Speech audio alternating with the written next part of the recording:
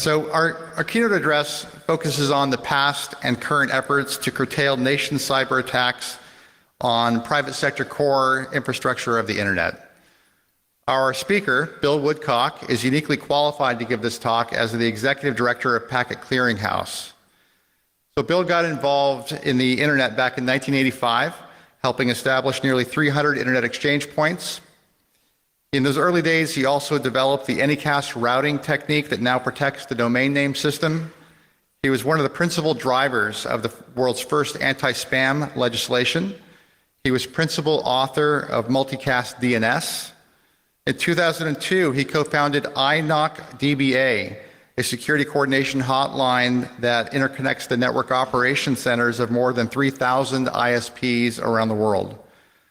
Today, Bill focuses on principally on the security and the economic stability of critical internet infrastructure. He serves on the Global Commission on the Security of Cyberspace and the Commission of the Caribbean Communications Resilience. He's also on the board of directors for the M3AA Foundation. So with that introduction, it is my privilege and pleasure to welcome to the Black Hat stage, Bill Woodcock.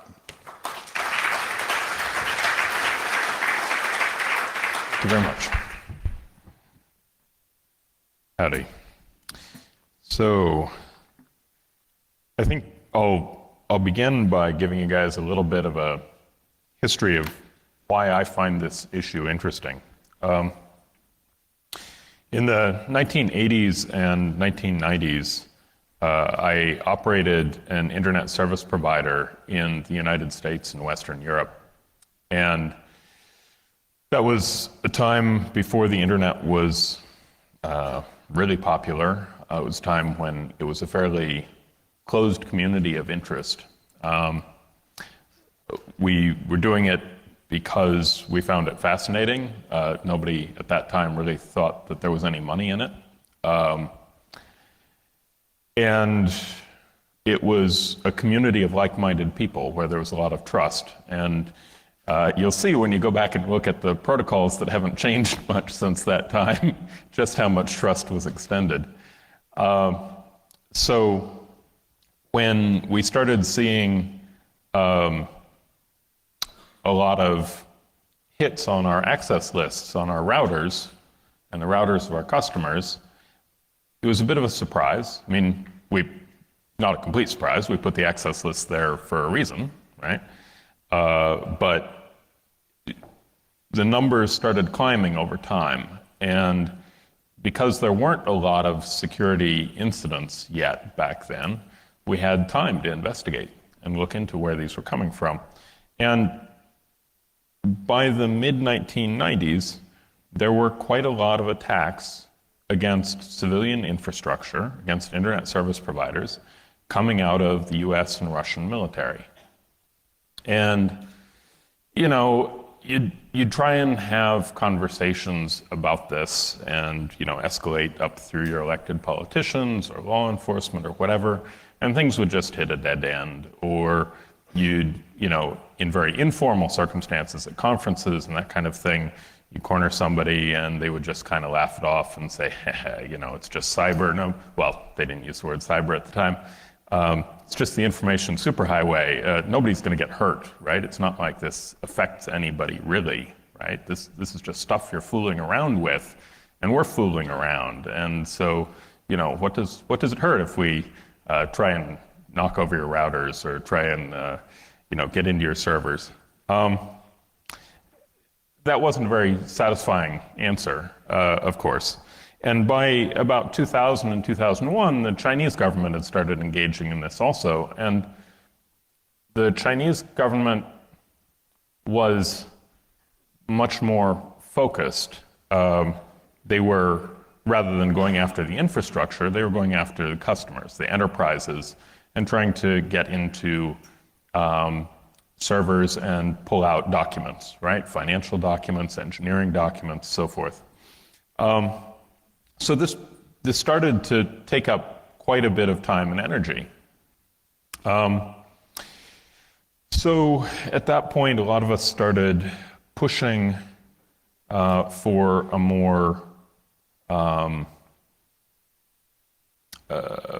a more formalized response to this, a diplomatic treaty or norm that would govern the use of cyber offensive tools and techniques.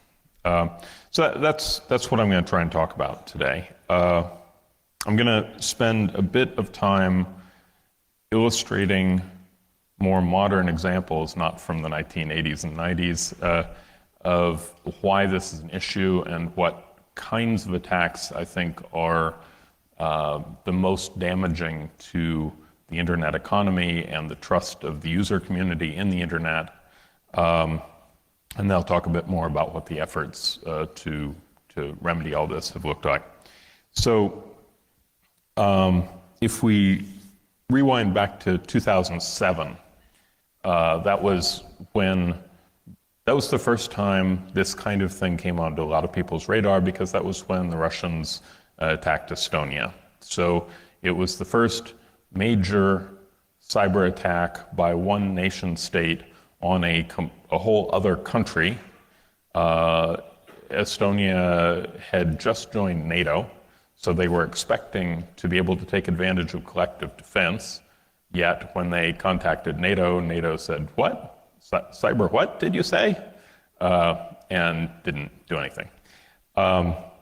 Which, of course, is very much playing into the hands of the Russians, who like to be clever, right? The Russians also launched a lot of that attack from botnets in the United States, so that when people in the US said, "Oh, what are you doing attacking Estonia?" they said, "What do you mean, us attacking Estonia? This was the US attacking Estonia. We can see those botnets." That kind of thing has played out over and over since. The sort of wink, wink, no, it wasn't us, wink, wink, which makes, in combination with the attribution is difficult problem, it makes this sort of thing difficult to deal with diplomatically. The next year, in Georgia, they accompanied a military attack with a cyber attack, and that cyber attack was directed both, again, as in Estonia, both at the government and at the private sector infrastructure in Estonia, or in Georgia. So the thing is that those two attacks received a lot of press coverage, but during that 2-year period, there were 14 other major attacks by the Russians against civilian internet infrastructure. Those were just two. They were two of the large ones, but they were also the two that received a lot of attention because governments felt like they were being attacked. The private sector, of course, had been getting attacked regularly for 10 to 15 years before that, but that doesn't make the press as much. There are a lot of reasons why private sector organizations don't like to publicize it when they're attacked, particularly if they don't have a solution to the problem, because it's a government and the government isn't going to stop. Then we start to get into the kinds of attacks that Snowden was disclosing the existence of. 2009, Stuxnet, US and Israeli attack against Iran. This is really characteristic of the problem, the hubris of cyber offensive military folks. They figure, well, we're going to go out and buy 4 or 5 new 0 days, and we're going to throw them all together into one huge package, and we're going to get all our lawyers to sign off on this and say it's okay because we've been so careful and we are so smart that nothing could possibly go wrong, right? This will never have any effect on anything other than a few centrifuges in Iran. It'll never get out, right? Nobody will ever see this code. Nobody will ever take it apart and use it to do other bad things. And so that we see play out over and over as well. The militaries thinking that they're the smartest people in the room, that they are going to be able to use hacks that they didn't even think up themselves, they just bought. and that nobody is going to be able to figure it out. Nobody is going to be able to figure out what they're doing or pin it on them. It's never going to leak out. It's never going to affect anybody other than their intended target. Their intended target is who they think it is. They're going to deliver it properly, right? But none of that ever works out the way they think. So from my point of view, the big problem with Stuxnet was not attacking Iran. I've got other problems with, picking fights and attacking other countries and so forth, but that's not an argument any of us are going to win, because governments in a Westphalian society all agree that they have the right to go beat on each other, and that as citizens, we don't have any say in that matter. They also agree that they're supposed to be beating on each other, that is, government versus government, military versus military, not versus civilians, right? So they're ignoring the portion of that that says that they're not supposed to be attacking civilians when they do cyber attacks. But there are also parts that are sort of impossible to ignore. And the thing about Stuxnet that was, I would say, a more problematic meta attack against the civilian internet infrastructure was the way the attack was crafted. They broke into J-Micron and Realtek, Taiwanese device driver manufacturers, and stole their private keys in order to be able to sign things to make them look like those device drivers so that they would be accepted in the target computers. So that's the US government attacking two completely unrelated, uninvolved Taiwanese commercial companies, stealing their private keys and using those to impersonate those companies, destroying the trust that their customers have in them in order to conduct this attack. But what could go wrong? Because nobody will ever find out, right? Nobody will ever hear about this. So that's what I find most troubling about that class of attack, the kind of thing that is all over the Snowden disclosures, is this very cavalier attitude towards the trust that the private sector has to have in their vendors and between vendors and customers. So there were a series of other attacks very similar to that. So Flame in 2010, again, that's sort of US versus Iran, I think. Not a big expert on this, but that one was US government impersonating a Microsoft certificate to sign things saying that, yes, this is Microsoft Windows Update, here. US government attacking one of the US's largest private sector companies in order to make bad things happen elsewhere, because of course, nobody will ever find out, right? Then in 2010, we found out that they were also intercepting Cisco routers in the post between Cisco and customers and installing hardware bugging devices into them. As an infrastructure operator, I'd be pretty lost if I couldn't order a Cisco router and throw it in and route packets, right? That trust is something that Cisco has had to work very, very hard to rebuild with its customers, and that was completely outside of its control.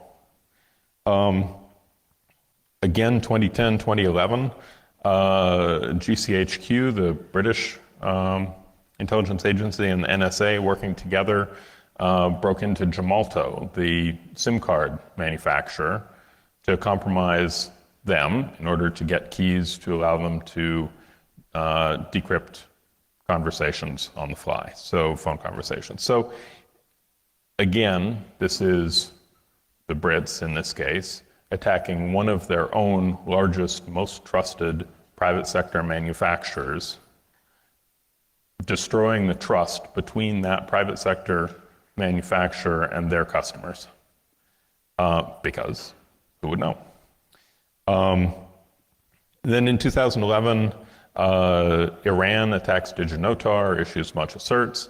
DigiNotar, pretty well trashed reputation in the course of that.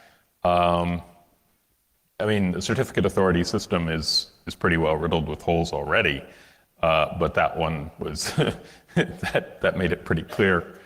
And then there's the Chinese attack against RSA, also in 2011, where we find out that RSA kept big tables of the seeds and keys and so forth for all those tokens that they had been issuing people for theoretically secure remote login. So all those weren't usable anymore, weren't trustable anymore, and that was basically the foundation of RSA's business, was those tokens. Again, I mean, in this case, it wasn't a country, a national government attacking something in their own country, but you know, there are plenty of Chinese folks who were dependent on RSA tokens also. So it's not something that would have been considered a legitimate target in kinetic warfare, right? The Chinese government are not going to go out of the blue and blow up RSA's offices, right? That would clearly be a violation of pretty much every standard of morality and international law and military law and so forth. Yet, no problem to do it in cyberspace. And even the purely military operations are not without consequence. So the US sort of continued provocation of Iran, picking on Iran incessantly for years. Eventually, the Iranians, you know, after trying to address this diplomatically and so forth, said, well, you know, if you're not listening to diplomacy, we're going to do a limited counterattack. And so every Tuesday and every Thursday for years, the Iranians would counterattack against US financial sector, US banks. And so the US banks, of course, went to the US government and said, hey, come on, why are you beating them up if they can't get you to listen and they have to attack us to get us to go lobby you? This is ridiculous, stop. But they didn't stop, they kept on, year after year. So that's a little bit more complicated, right? That's sort of 3 legs of a feedback loop rather than just 2, but it's exactly the same effect, right? US government action having a huge financial consequence for US private sector, and you know, there's no consequence for them. There's no feedback loop. There's nothing telling them, you know, stop, that hurts.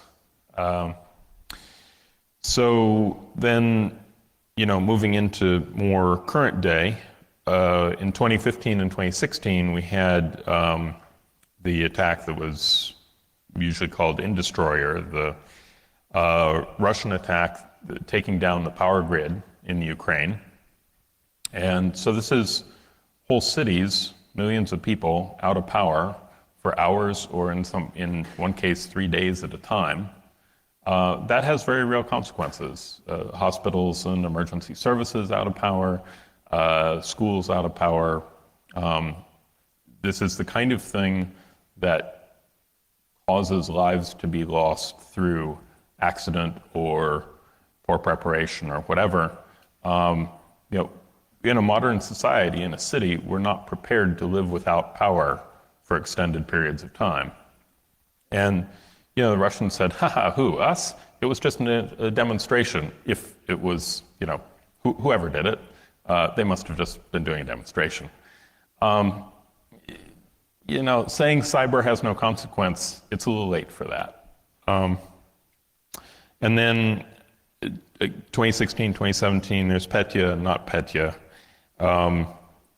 Those, again, were intended to be Russia versus Ukraine, but like Stuxnet, like, you know, all of these military things that are supposed to be targeted, that are supposed to be secret, that are supposed to be, you know, operating within some sort of framework of military law and morality, Of course, it gets out and affects lots and lots and lots of other people. And of course, there's no reeling that back in. There's no undecrypting things that are trashed. So where does that leave us as a private sector? We're all spending a lot of money to try and defend ourselves against attacks that are being conducted using the tax money that we're paying to our governments. This is not a fight we can really win on those terms, right? If we're paying for our governments to attack us and we're paying to defend ourselves against those attacks, and they get promotions when they do them because, offense is cool and it's easy, and nobody gets rewarded for doing defense because that's boring and it's expensive. So nobody in the military likes doing defense. They all want to go attack things because that's when they get ribbons. So where that leaves us is we're having to spend a huge amount of money. And that money is money that is not going to making the internet faster or bigger or better or more available to more people. So the networks that I run, because we have a lot of critical infrastructure on them, we have to try and ride out as much of this stuff as we can. And so we have to overbuild 1,000 to 1. An enterprise network, is going to have a different risk calculus. An enterprise network might get a serious attack, once a year or something. It depends a lot on the industry and the size and so forth.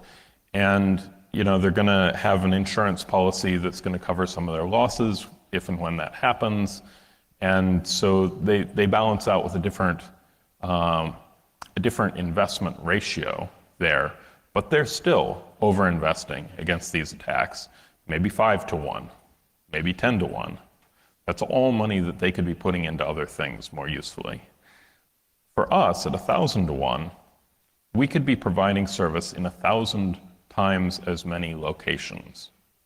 We could be operating name servers in 1,000 times more cities. We could be providing service faster to more people. We could be addressing the digital divide more successfully. But instead, we're having to build things way, way, way bigger than they need to be to provide actual service at huge cost. So let's get back to what's being done about this, other than just throwing money at it and hoping it doesn't get worse. In 1998, Russia proposed in the UN a treaty on cyber conflict or cyber aggression or whatever you want to call it. And a lot of people were very skeptical because Russia had, of course, been one of the principal instigators of the problem that they were proposing a treaty on. But when you look at how these treaties work and what was being proposed and so forth, there are two problems, two loopholes there. One is that the language is always very carefully crafted to try to institutionalize the status quo, right? To say what's happening right now is the default, and we shouldn't expect anything better than that. The other is that many countries, the US, China, and Russia, perhaps foremost among them, happily sign treaties which they then do not abide by themselves. So the fact that Russia was proposing a treaty in 1998 should not really be taken as any evidence of goodwill or evidence that they were trying to lead morally in this area, especially given, what they've done since then, the 20 years. Nevertheless, that got people thinking. And governments are not interested in the internet multi-stakeholder governance model, because then they have to deal with annoying internet network operators who have skin in the game or are unhappy with them. They have to deal with civil society, who try to hold them to account morally. They have to deal with little countries, the sort of countries that they think shouldn't matter, right? Instead, what they really like is the United Nations, because it's their thing. They've got a lot of rules. They've got sort of balances of power within it. They know how to have those fights. So between 2004 and 2017, there were 5 efforts to come up with some sort of consensus about what should happen here. And in 2017, beginning of 2017, it was recognized that these were not coming towards consensus. They were not converging. They were not making more progress year over year. The problem basically being that we have 3 governments in the world, maybe 4 if you count Israel, maybe 5 if you count Iran, that value their ability to attack other things on the internet more highly than the safety and economic stability of the internet in their countries. So US, Russia, China don't want to agree to any treaty that would limit their ability to conduct offensive cyber operations, because they would still do the offensive cyber operations, and then they would look bad for violating the treaty that they signed. Yet the entire rest of the world looks at this 1,000-to-1 overspending ratio and says, this is ridiculous, right? Digital divide. We are not getting our share of the pie because everybody has to spend all their money defending against these attacks that you're doing. So, around 2015, the Dutch government started an effort to get other like-minded countries, starting with notably Singapore and France, to have an effort outside of the United Nations that could come to not unanimity, because they knew that they were not going to get unanimity with the US and China and Russia being able to participate, but instead something more like the kind of consensus that we operate the internet on. Most people agreeing. Most people who have skin in the game coming to a shared understanding about what's right. And so that effort was formalized at the beginning of 2017, last year, as the Global Commission on the Stability of Cyberspace, the GCSC. And I am one of the commissioners, as is Jeff Moss. There are, I think, about 25 commissioners, so it's a pretty big commission. Pretty much everybody else on the commission is a diplomat or a military lawyer. And the effort has been to try to be inclusive, to keep the US and Russia and China engaged. And the Chinese and Russian participation has been very quiet. They're in the room, they're watching. The US participation has been very loud and in the, gosh, this whole effort, I don't know, I'm not sure why we're doing this, it's not going to work anyway, didn't you see what happened in the United Nations, blah, blah, blah. So where we're at is we last July agreed that we were going to split into 2 working groups. One working group, which was basically composed of diplomats, would agree on what the text of a norm should say. So a norm is not a treaty. A treaty is a commitment that a bunch of countries sign that they agree that they will translate into local law. It will be binding upon them domestically. When the European Union passes something EU-wide, the treaties that govern European nations' participation in the EU say that they will take that and they will translate it into local law and make it apply. And thus, in theory, you have the same thing everywhere, even though it's in different languages with different legal regimes and so forth. The problem with a treaty is that it's difficult to get countries to agree to treaties because it puts a lot of work back on them to turn that into local law. And everybody knows that that's going to turn out differently in different places, even if that wasn't the goal. And because of that work and that commitment, it's something that diplomats can't do by themselves. They always have to take it back to the domestic politicians to sign off on.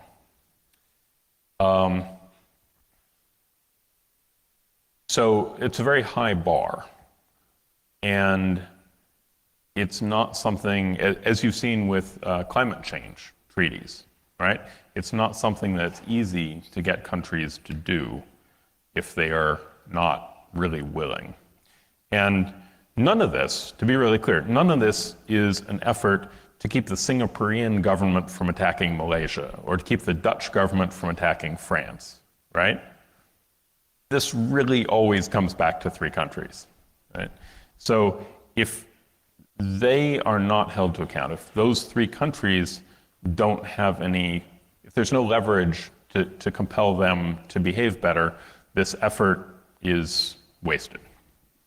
So just coming up with a treaty is not going to work, right? And I think in the UN we saw that. It's better part of 10 years of working in the UN didn't produce a treaty and didn't come nearer producing a treaty at the end of the process than at the beginning. So a norm is something that people agree represents their actual practice, right? So a norm is not a commitment to do something. It is a representation that this describes what we actually do and what we understand to be normal and right and what people should do in this situation. It's not something that gets formally signed up to. It's something that's used to describe your practices. So a norm says, we don't do X, but you don't say that unless you actually don't do X. You don't bother to lie about something like that because there are no stakes here. It's not like a treaty. So the GCSC's effort has been to develop a norm that describes non-aggression in cyberspace by governments against the private sector. Right? So last July, we split into two groups. One group is to say what the wording of the norm will be. What is it that's being precluded? What behavior do the countries that obey the norm agree not to do? The other group says what that applies to. What is it that people are agreeing not to attack? So those of us in the technical community are very interested in what are people agreeing not to attack. But there are only a couple of us on the commission. And so the vast majority of the commission is diplomats who don't think that's very interesting because, that's a bunch of technical mumbo jumbo and, they're much more interested in doing what they know. So we had agreed to come back together, to bring these two pieces back together and produce a document in Delhi in November. And we got to Delhi in November, and the diplomats had their part all ready to go, and it was something like 5 pages long. And in a day of aggressive editing, we all got it down to 1 page, which is good. 1 page is short enough that people Even politicians can be expected to read a one-page document and understand it if it's in straightforward language, which this was. It was a good document. Unfortunately, time ran out, and there wasn't time to really deal with the other working group, the what will this apply to? So the diplomats had a great suggestion. Why don't we just throw a little footnote down there saying that it applies to important stuff on the internet? That's good enough, right? Everybody will understand that. Important stuff on the internet? We think we know what that means, right? So we at least had a little bit of conversation.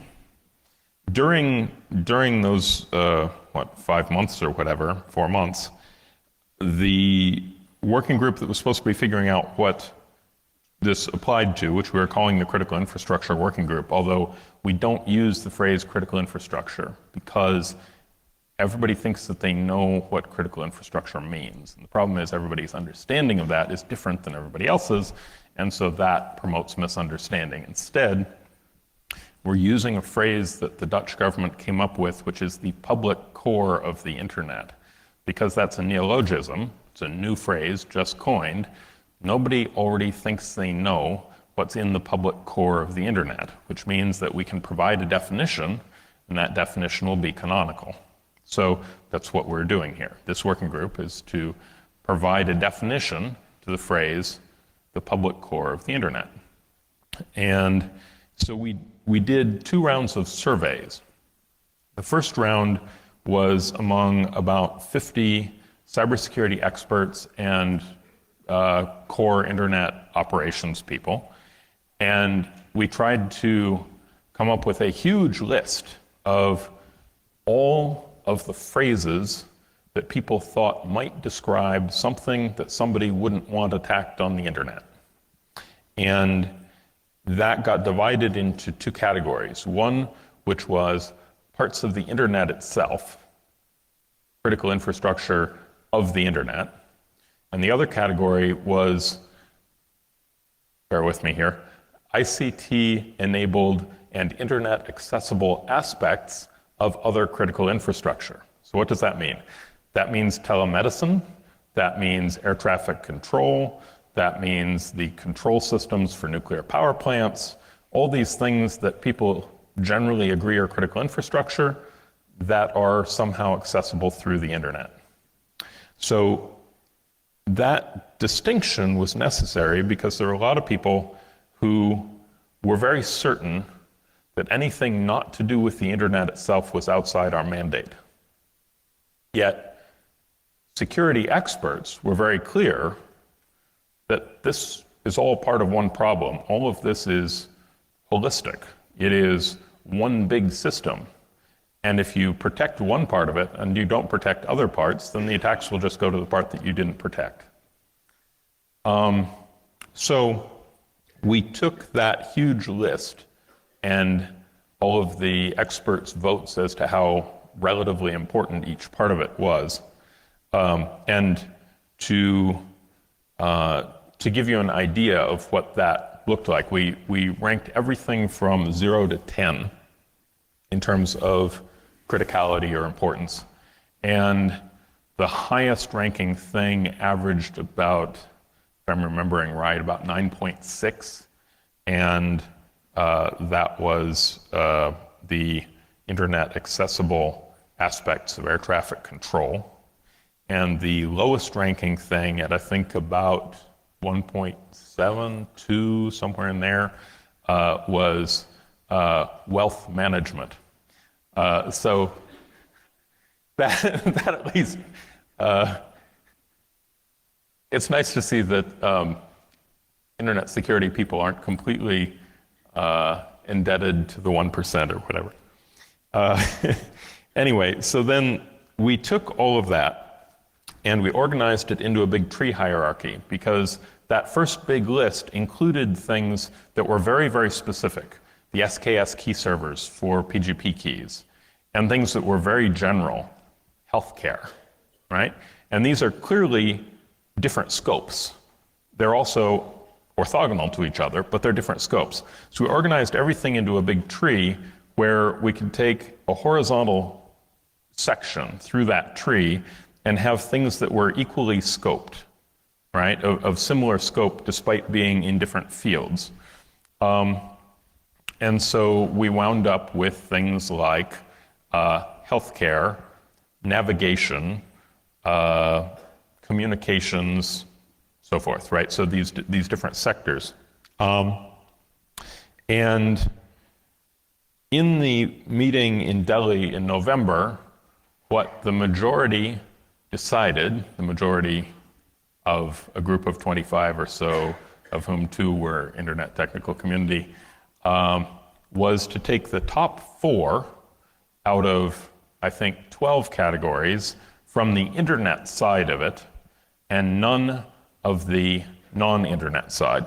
So the top 4 are packet routing and forwarding, naming and numbering systems, the cryptographic mechanisms of authentication and privacy, and physical transmission media. So what you're seeing on the slide here is fairly abbreviated. The examples, they're fairly abbreviated, about 50% shorter than what's on the actual document. The actual document is about 2/3 of a printed page. But it gives you the flavor of it. It's abbreviated, but nothing major has been deleted there. So these are the things that we think that there is consensus for protecting. The problem now is we need to get this made an official document. And of course, that's the next challenge with the GCSC process. In theory, this was going to happen at our meeting in Lille in January. But again, the diplomats' interests took a lot of time, and we wound up with, sort of the 5 minutes at the end of the day. And, this is an important issue and deserves further consideration, as you get at the end of a lot of meetings. So, insofar as I have a call to action for you guys, it's to think about this, think about whether the things that are described here are things that matter to you, whether you'd like to see work towards a norm that, say, all but 3 of the world's governments could happily accede to, that would say that they agreed that it was morally out of bounds and wrong to cyber attack these things, for a government to cyber attack these things. And if that's what you think, if you think we're going in the right direction, then talk with other members of the GCSC, talk with your foreign ministries, and express support for this. Beyond support, do what many of the major internet service providers are doing, which is to say, why isn't this already in there? Why isn't this in the document that you published in Delhi in November? Come on, get to it. We've got a 3-year scope for the GCSC. We've just passed 1 year now. And the norm, the rest of the norm, got done, I would say, really well and very promptly by diplomatic standards. So there's no reason why this should lag. There's no reason why this should not be incorporated relatively quickly. That was the plan. The work has been done. The internet community has spoken. We'd like to see the benefits of that.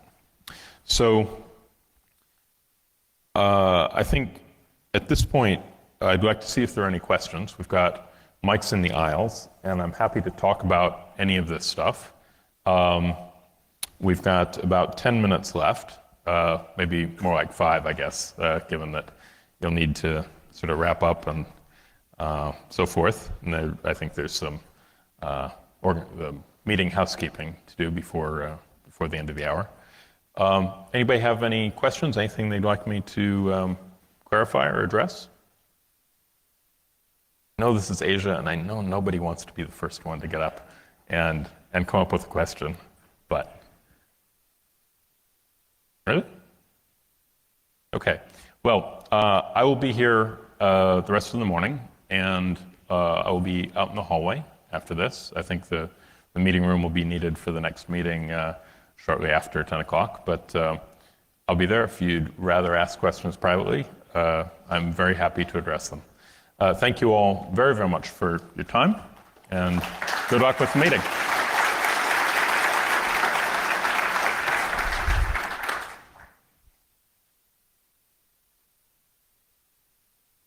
So thank you, Bill. So yes, definitely, if you have questions, Bill will be outside in the hallway here if you'd like to connect with him in a more one-on-one setting. A little bit of housekeeping before we head out to the next session.